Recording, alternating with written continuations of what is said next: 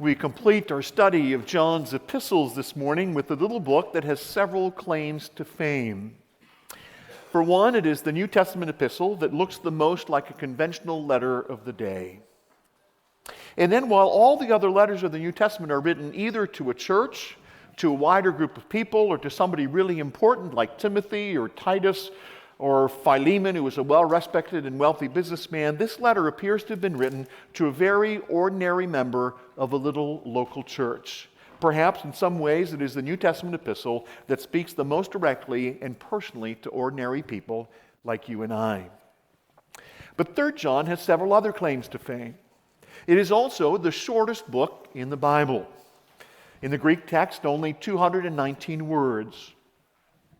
While most of the other books contain a lot of theology and a little bit of practical application at the end, this epistle contains almost no theology, and it's almost completely full of practical application.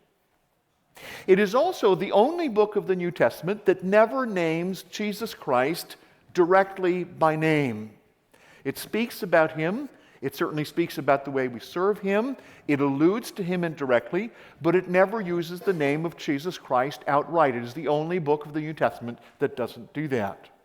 And some have suggested that maybe John intentionally held back from using the name of Jesus because he wanted to focus on the work that you and I do in the place of Jesus in his name. It's almost as if sometimes Jesus is a little hidden from view and people see him through you and I. And in this case, a lot of the actions John's going to discuss focus around the hospitality given to traveling preachers and missionaries.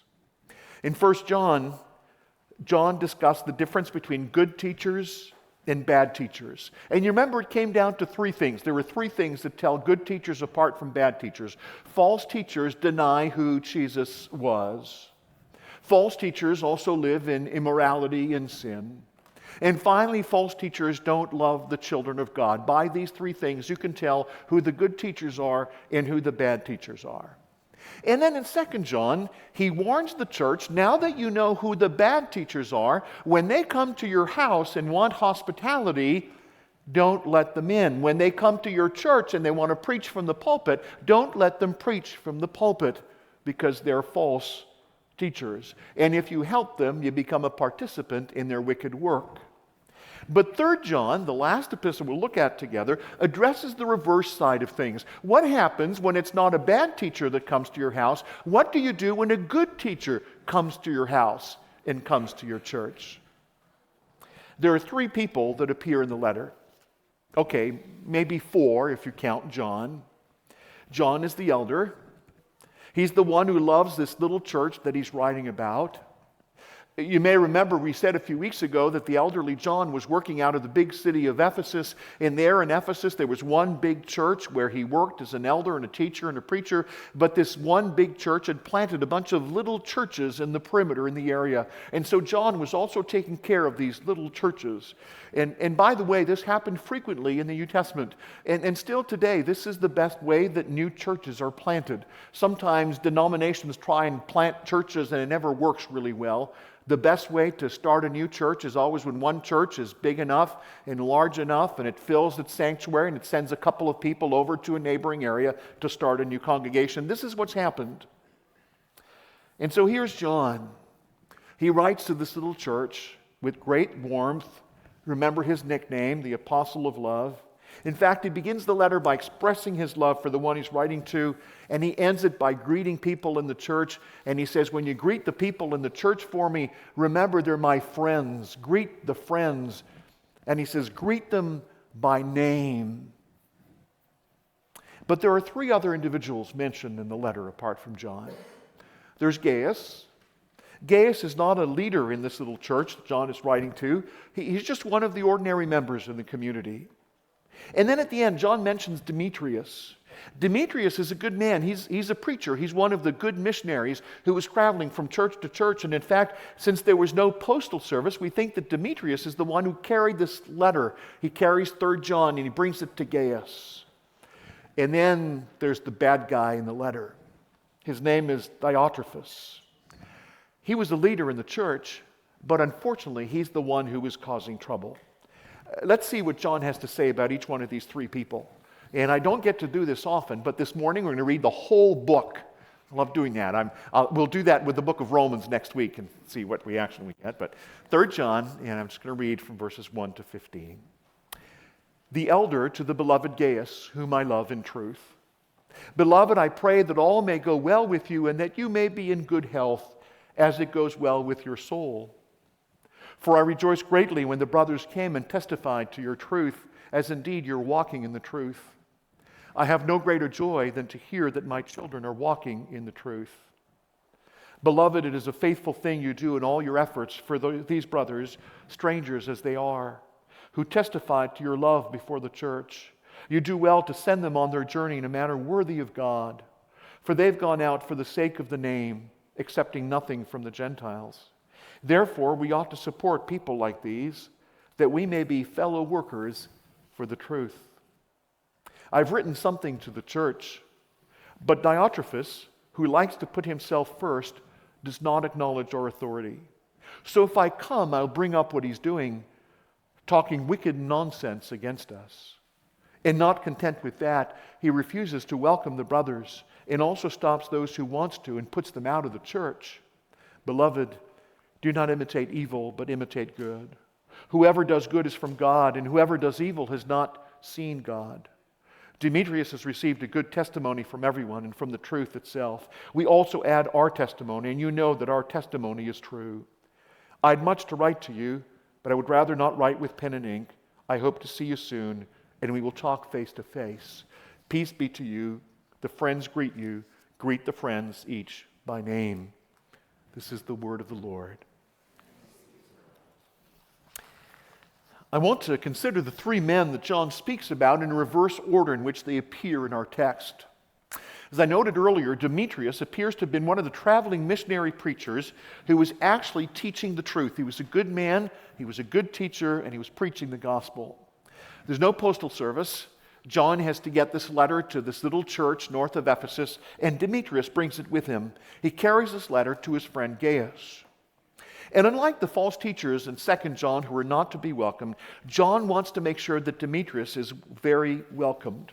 And so he gives several positive references for the man. Not only had Demetrius received a good testimony from everyone, John makes an interesting comment. He says, Demetrius has received a good testimony from the truth itself.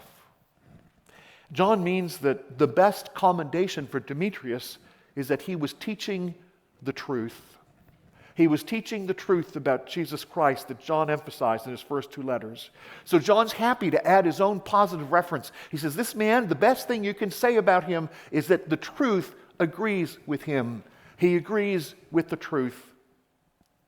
Now, this kind of double testimony shouldn't surprise us, right? Because John has told us all along, right through his 2 letters, that there's 2 ways to recognize good Christian teachers: by how they handle the truth and how they handle people.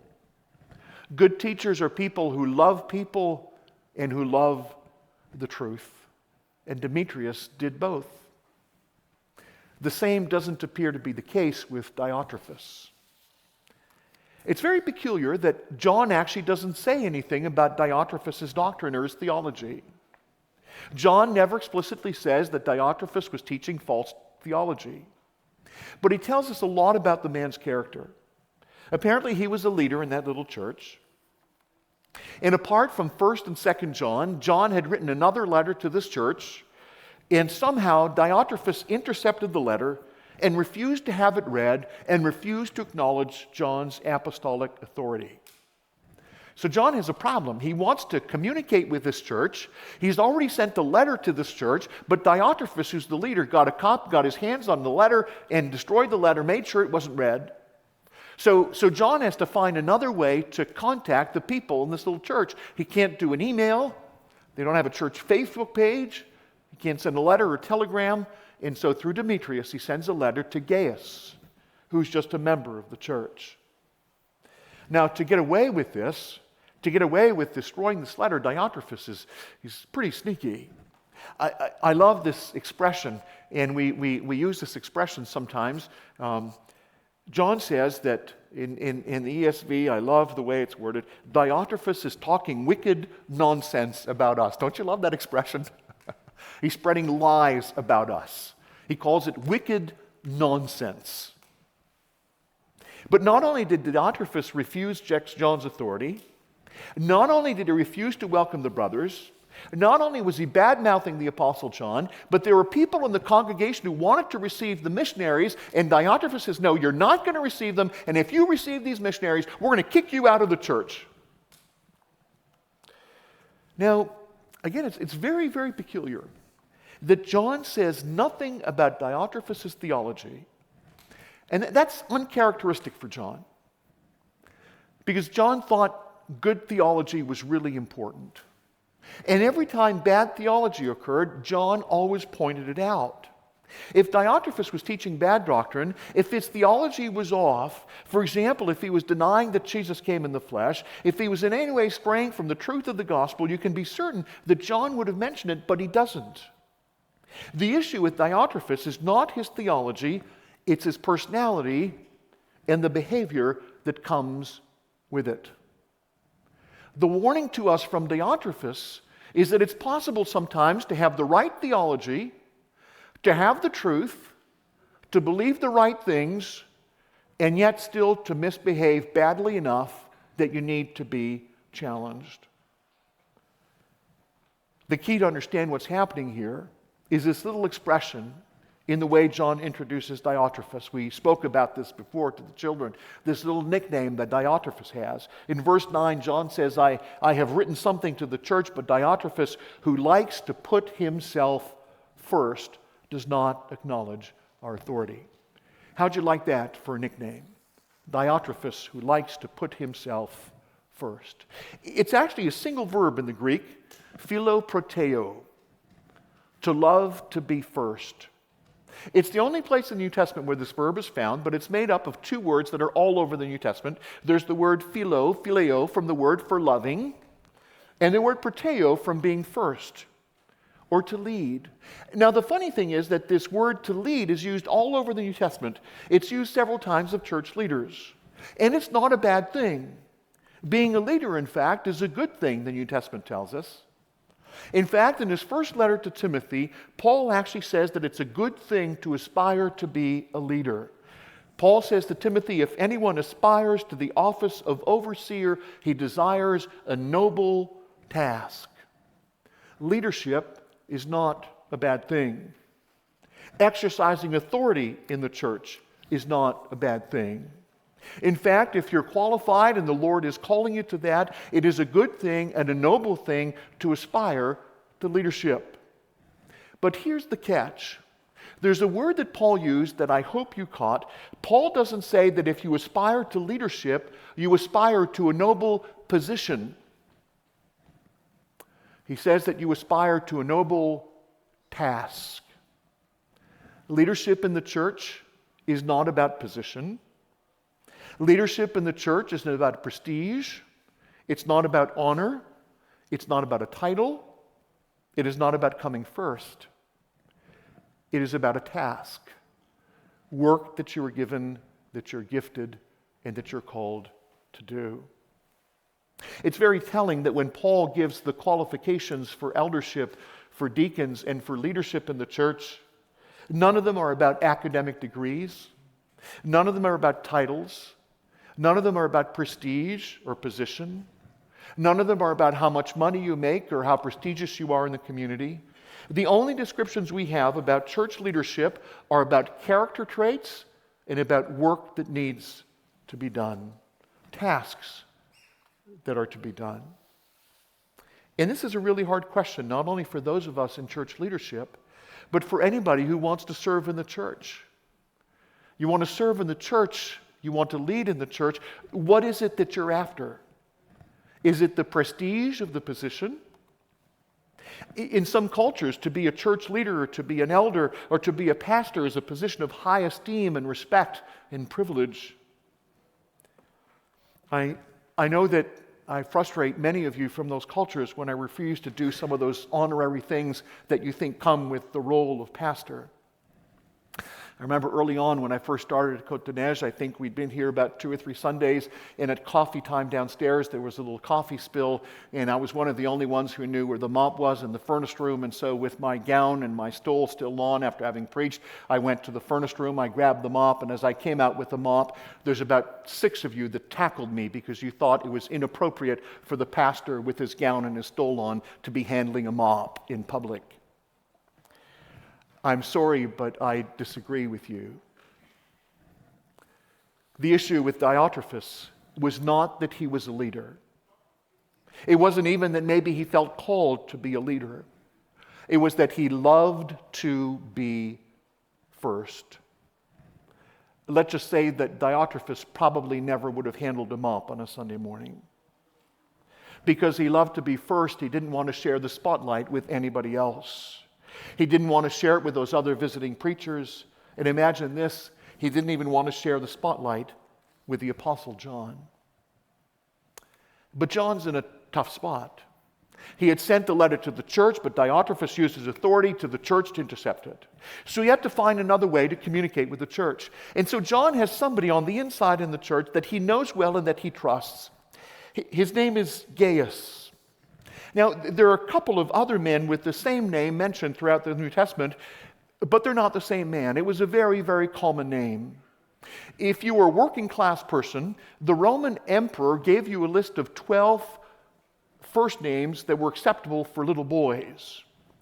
If you were not among the wealthy, if you were not among the elite, there were 12 first names that you're allowed to use for your son, and Gaius was one of them. It's one of the indications we have that Gaius was from a working class family, not a wealthy family. Now, by contrast, you might be interested in knowing that the name Diotrephes means one who has been nourished by Jupiter. So, Diotrephes is from a wealthy, highfalutin family, thinks pretty highly of himself. But John addresses this very ordinary working class Gaius with great warmth. He calls him beloved. And then in a very personal moment, there's this intriguing parenthesis that has always struck me. It seems that Gaius' health may have been in difficulty. He says to Gaius, I pray that all may go well with you and that you may be in good health as it is well with your soul. We don't want to read too much into the passing reference, but there's a tradition in the early church that perhaps Gaius was actually suffering from a physical ailment, perhaps even a terminal illness, in that John is wishing that his physical health might improve and that his physical health might be as good as his spiritual health, because his spiritual health was doing really, really well. Now, this sounds really counterintuitive, doesn't it? Because we tend to assume that if you aren't well physically, then your spiritual health must be struggling too, right? How can you be happy and fulfilled spiritually if you're sick? John would disagree. John says, here is Gaius. He has some health issue, but spiritually he's doing really, really well. In fact, at one point, Paul makes an interesting comment. He says, my outer body is wasting away, but my real man on the inside is doing really good, really well. And then, after this wish, he says, I rejoice greatly, Gaius, because I hear that you're walking in the truth. You're not just preaching the truth. You're not just teaching the truth. You're not just believing the truth. You're walking in the truth. And how's he doing that? By showing hospitality. He says you're doing this faithful thing in all your efforts for these brothers, strangers as they are, who testify to your love before the church. We don't know how wealthy Gaius was.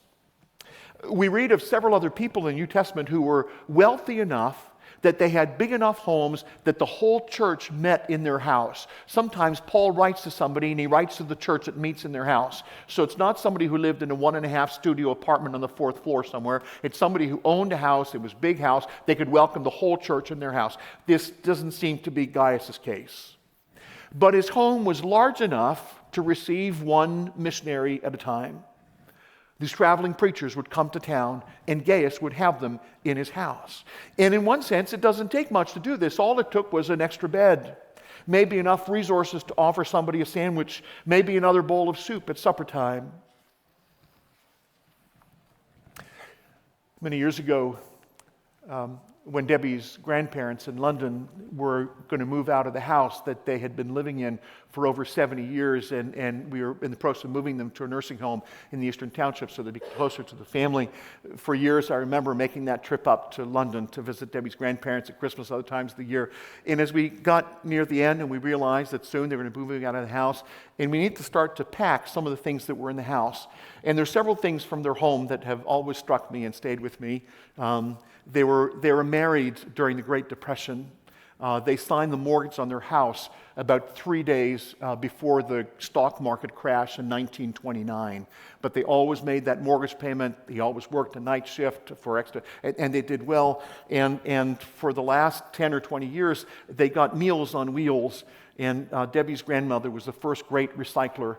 Twice a week, they got a meal from Meals on Wheels, and it came in a foil container in a brown paper bag with a string around it. And when we started moving them out of the house, in the basement, we found 20 years, twice a week, of foil containers washed, stacked, counted in hundreds, tied together, all the string tied together, all the brown paper bags folded properly, neatly together. It was unbelievable testimony to their frugality. But the other thing that I'll never forget is that they're great supporters of missionaries. Debbie's grandfather was an elder in the little local Brethren Assembly just down the street where they walked, and they would love to have missionaries home for lunch in their house after the morning service.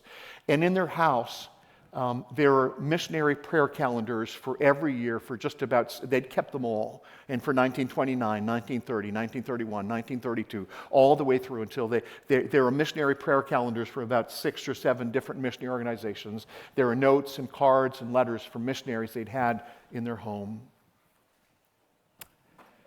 John affirms that Gaius is doing something like this. He was showing this kind of hospitality. And he affirms what Gaius is doing with 3 comments about his hospitality. First, he says, "You will do well to send them on their journey in a manner worthy of God." Hebrews 13 reminds us that when we entertain strangers, we never know who we're entertaining. In fact, when we entertain a stranger in our home, we might be entertaining an angel. He's referring to what happens to Abraham. Abraham one day looks up. These 2 strangers are coming. The 2 strangers are going to go to Sodom and Gomorrah and bring him a hard message. But Abraham sees these 2 strangers. He has no idea who they are, and he receives them in their house. And it turns out that these 2 strangers are angels. So Hebrews says sometimes you accept a stranger in your home, you show hospitality. You don't know who this person is.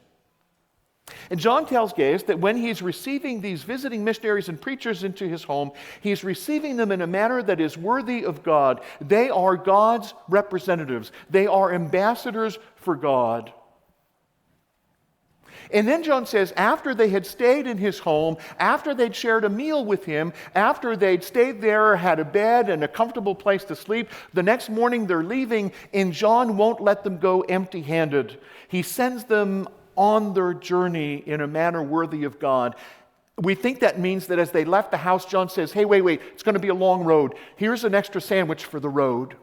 You're going to be cold. Here's an extra blanket for the train. I don't know how much money you've got. Let me buy you an extra bus ticket before you leave. Gaius practiced total, complete, and radical hospitality.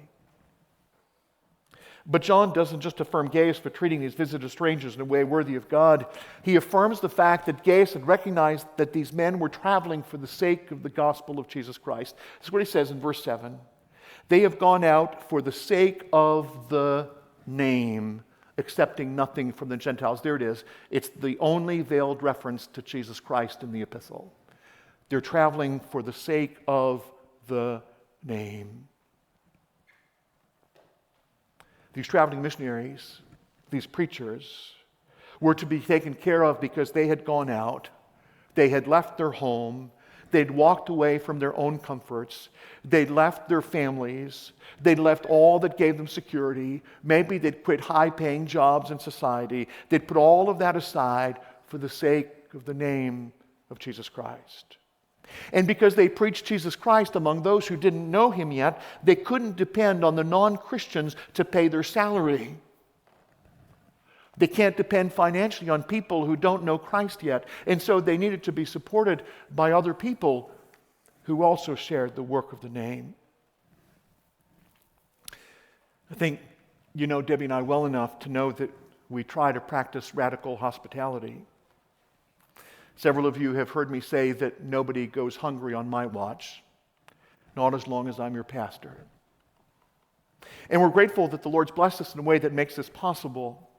But there's something that gives us a particular joy when we help somebody out who's a worker for the Lord. I call this the grandparent effect. Because as I take care of somebody who's preaching the gospel to other people, I share in their work.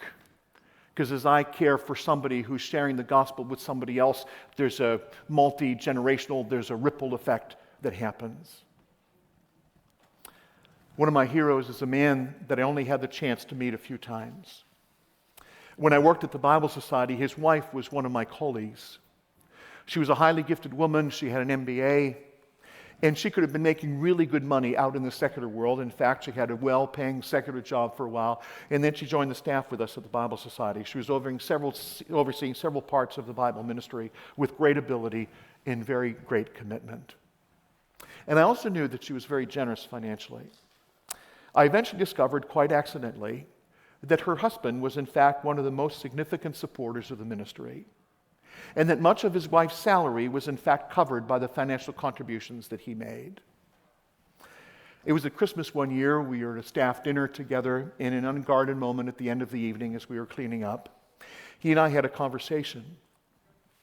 And he told me something interesting. He said that when he was a young man, he thought maybe the Lord was calling him to ministry.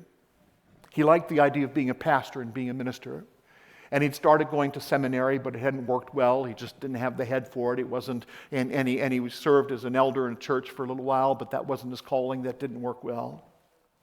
And then slowly, he said, he came to the realization that his wife is the one who had the gifts for ministry and for direction and for leadership and for some of the tasks that she carried at the Bible Society. And he said he remembered the day when it clicked to him that his calling was actually to support his wife, to make her ministry possible. And he went back to the secular work, and he started a business, and his business is doing phenomenally well. And he's a great person. He shares his faith. But he realized that his calling was, in fact, not to be the minister himself, but to support his wife in the calling that she had. It takes humility to play second fiddle. It takes humility sometimes to realize that your calling might be to support the ministry that someone else is doing. But this is the third encouraging thing that John says to Gaius in verse 8. We ought to support people like these that we may be fellow workers for the truth. As you show support to those who preach the gospel, you may be one step back. You may be in the shadows. You might not be called to be in the limelight, but you are a fellow worker for the truth. To me, that couple embodies what John says about Gaius and Diotrephes in 3 John. It is a study in contrast. Diotrephes wanted to be first. He wanted to have the limelight and the prestige. He wanted the honor and the title and the recognition. He wanted people to know who he was. But there was Gaius in the background, probably largely unnoticed, quietly opening his home, making sandwiches, packing lunches, making a bed available, slipping somebody an extra bus ticket as they left out the front door. I wonder this morning where your heart is. Do you love to be first? Is that what you really want? Or are you just seeking to serve there where God placed you? In the background, in the shadow if necessary, but knowing that you are a fellow worker with those who serve the cause of Christ. Where's your heart this morning? Are you a Diotrephes or are you a Gaius? Amen.